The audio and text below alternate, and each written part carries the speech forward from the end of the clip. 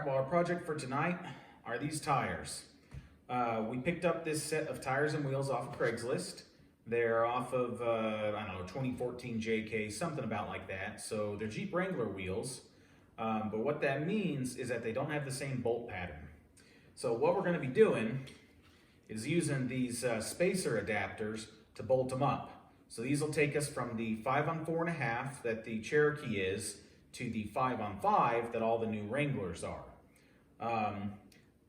Spacer adapters like this are a little bit controversial. Some people don't like them because it's another failure point where you've got twice as many lug nuts that can come unbolted and you lose a wheel.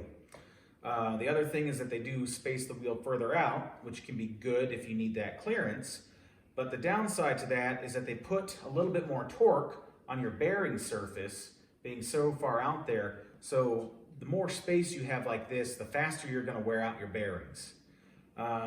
That being said, it's kind of a necessary evil if you want to use some of these tires and wheels, just because you don't have too many other options to make that happen. So if we're keeping with the Cherokee axles and we want to run some takeoffs like this, we need to have these spacers. Now, these we picked up off of Craigslist, found a reasonable deal. We got 5 tires and wheels for 350 bucks. Tires are about 2/3 tread or something and relatively new, so they're not old and dry rotted. So they are fairly big. These work out to about a 32.5 by 1150 wide, which is going to be fairly big for this Jeep. So we'll get them on and then we'll see what we're looking like in terms of spacing and if we're going to rub and hit anywhere. So these adapters come with lug nuts included that are meant that you use these shallow lug nuts to bolt your adapter to your axle over here. Now, you can reuse your old lug nuts, but chances are you might have some crappy old lug nuts. So I went ahead and bought 100 new, nice, solid lug nuts here. So we're going to throw these on and get rid of these old ratty looking lug nuts.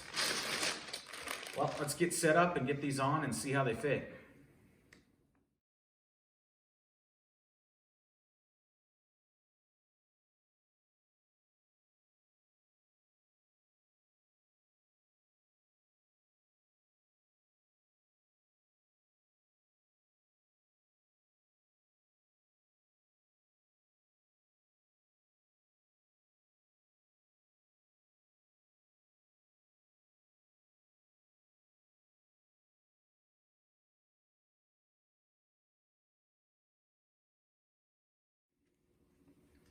All right, just pulled off this passenger front tire and wheel.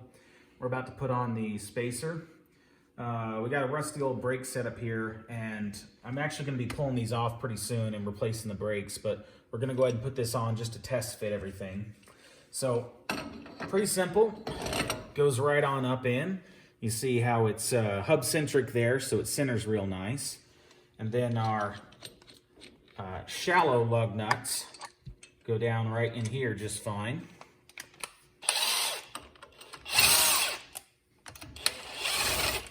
Now, I'm just going to go ahead and run these on dry, but if I was doing this final, I'd be putting Loctite on all of my studs here with all the nuts, just because I really want to make sure that this doesn't come unbolted, and it is another point of failure. So it's a good idea to Loctite them, run through, check them with your torque wrench, make sure you've got your torque spec correct, because it's an important thing not to have coming off.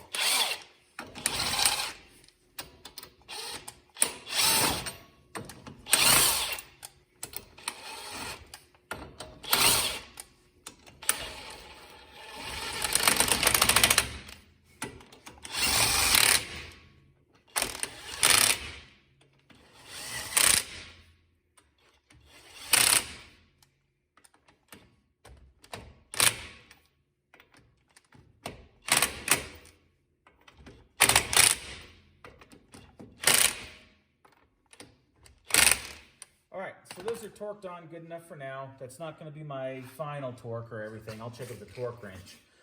You'll notice as I'm going through there, I do a cross pattern on the lug nuts. So that's as you pull it down, do it crosswise, and that torques it out nice and evenly. If I were to start here and go this way around, I'd actually kind of stretch this as I went around it, and I wouldn't wind up with a good even bolt down.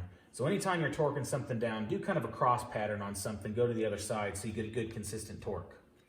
All right, I'm gonna go grab the new tire and fit it up now.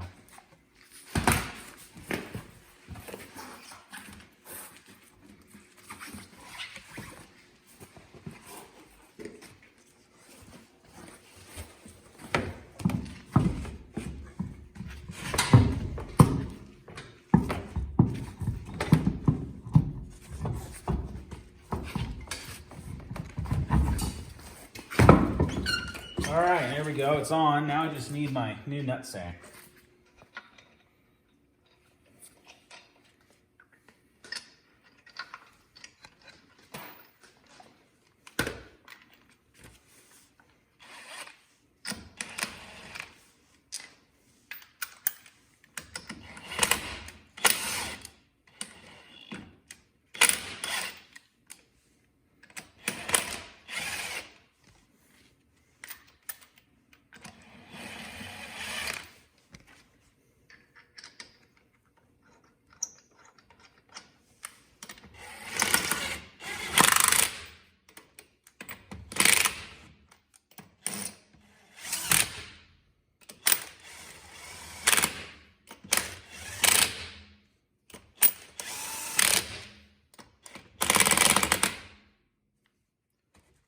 Okay, that wheel is on.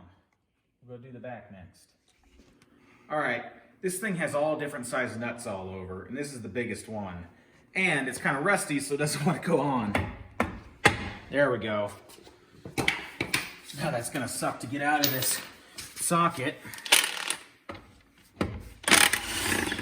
Okay, so it's free, but now that's kind of stuck in there. So I'll run it back on a little ways.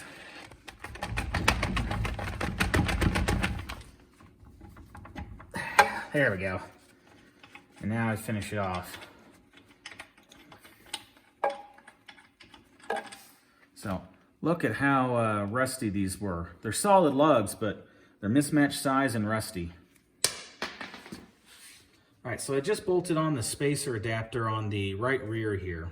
So on this rear axle, the lug studs are actually shorter than on the front. And as you can see, there's not total engagement on those threads there. So it would be nice to see some more thread engagement, but I counted the number of turns as we went on, and I got a total of 7 turns on here, which I think is enough thread engagement. But if I could, I'd switch to longer studs. We can probably find some, but I'm going to do some a little bit of research later on tonight and make sure that I'm getting enough engagement there, or if not, what I can do to get some longer studs. But again, for now, this is not our final. I didn't put Loctite on, because I'm going to be doing the rear brakes here pretty soon. All right, I'm going to put the wheel on now. All right, go ahead and turn it back.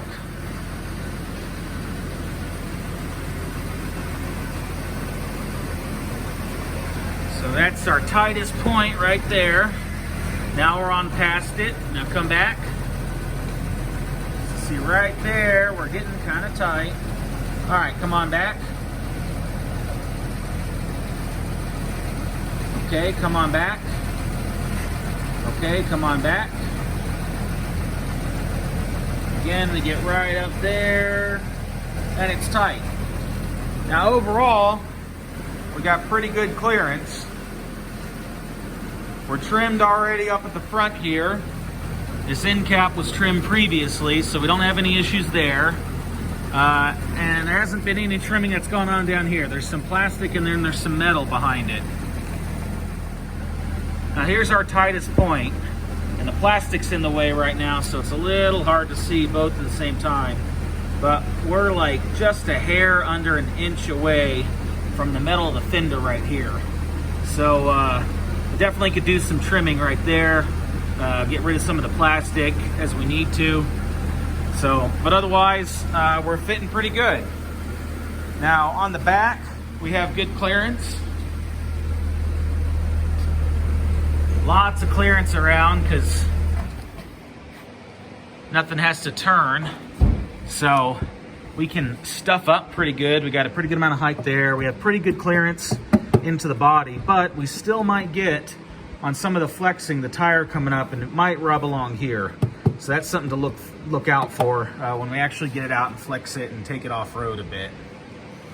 So as we expected, they're pretty big.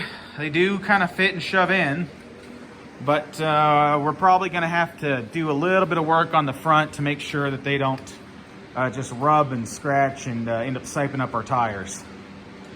Now, just to give us an idea of where we went, there's our old tire. That was a 235 75 15. Now you can see we've gone up in size.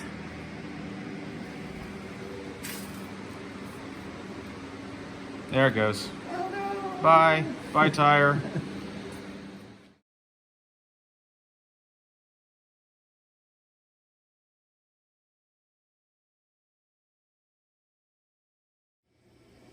So here are all the lug nuts that I pulled off.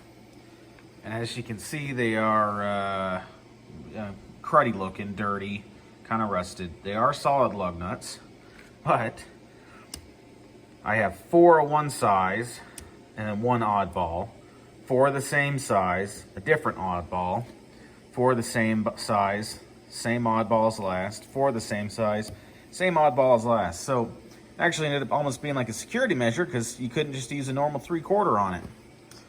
So those are pretty ugly. Now, in comparison, look at these nice new ones, right? And at only 60 cents each when you bought them in bulk, this is an easy way to dress everything up.